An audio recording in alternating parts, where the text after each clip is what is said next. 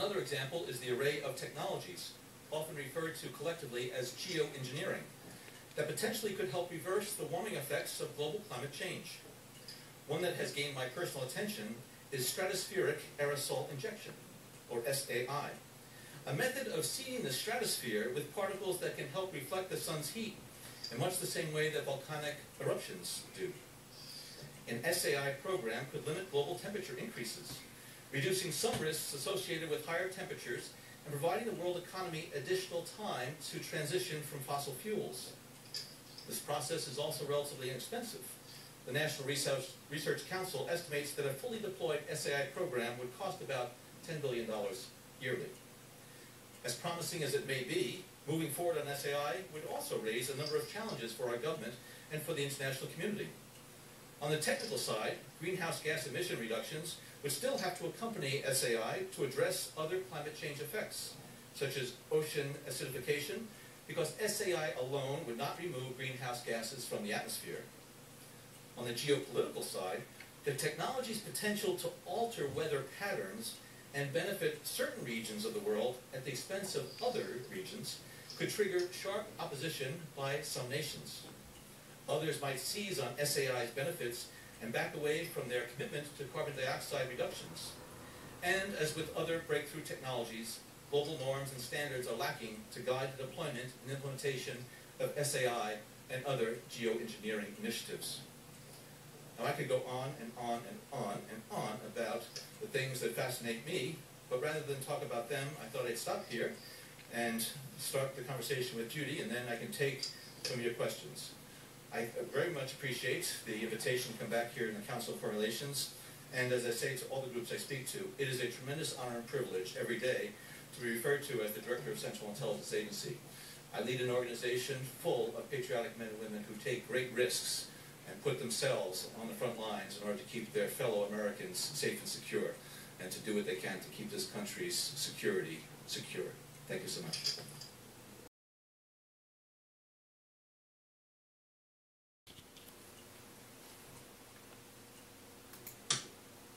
Thank you, Dr. Recording that when I called NASA yesterday and I spoke with someone in your Washington, D.C. office, I was told that he's scared to death. He's going to denounce his citizenship and go back to the Philippines. Okay. That's what I was told by NASA yesterday when I called. Okay. Directly from your office. That conversation with their knowledge? I'm sorry? Did you record that conversation with their knowledge? Are you recording my conversation with that knowledge, sir? No. I'm sorry? No, I'm not recording any conversation. You're not recording any conversation with my knowledge, and NASA isn't either, and you can't get through it anyway. If you want to leave a message, it rings and rings and then hangs up on you. Same with Wallow Island. So I would love to leave a message there. Could you give me a direct answer? Because it says you're the scientist here on the NASA website.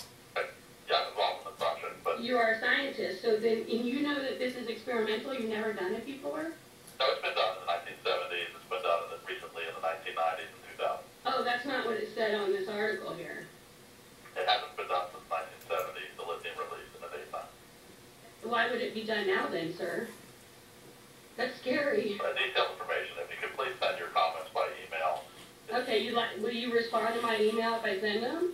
Happy to answer them, yes. You will. Okay, what was your email, sir? Douglas.e.Rowland, D-O-U-G-L-A-S. Douglas. I'm sorry? E. Rowland. R-O-W-L-A-N-D. At NASA.gov. I'm sorry? NASA.gov. NASA.gov. Okay. Well, I will be expecting an email back from you then, sir. I appreciate it. Yeah, it's very important. We communicate what we're doing to the public. We're very interested in making sure everyone knows what we're doing. We're not, we're a civilian space agency dedicated to science and research and so on. So we're very, very keen to make sure that the taxpayers know what we're doing and everything. So. Well, you know, when the article came out in the major newspapers, including the Huffington Post, there was no mention of lithium. Not one. Not one mention of lithium. Until I heard the recording of the actual, I listened to it. I listened to the rockets go off. I had no idea there was going to be a lithium dispersed until I heard payload lithium dispersed. Right. There was lithium dispersed, and I'd be happy to talk to you about it. I think you might be under some misconceptions about what we're doing, but I'm happy Well, I know that it says in your article that you're doing it for communications. Okay, I'm happy to talk to you more about it. There are many reasons we're doing it. Okay.